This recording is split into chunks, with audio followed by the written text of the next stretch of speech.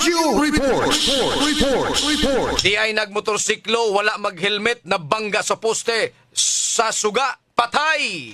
Detalyes balita, pinagi ni Super Guam Logronyo. Paso!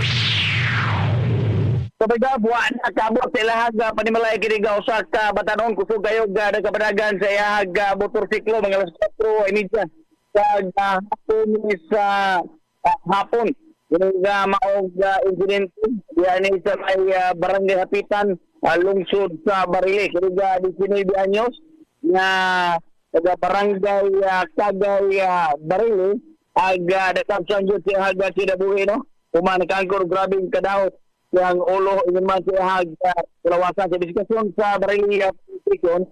Kaya maog biktima padung na mo police siya haga panimalay kusog kayo nagkabanagan aga motorsiklo walay helmet o nya wasip number kinayaga mo so pag kurbada wa na ni siya kabawi ni lahos kini o gadito mi pilit sa puti sa kurente kini ka solar lampo inungdan sa grabe kadaot sa ulo niya masya kalawasan resulta dead on arrival dito sa kampunan. Kasi Guama Lugronyo sa GMA di wala mo Super Radio dapat to. Super Radio.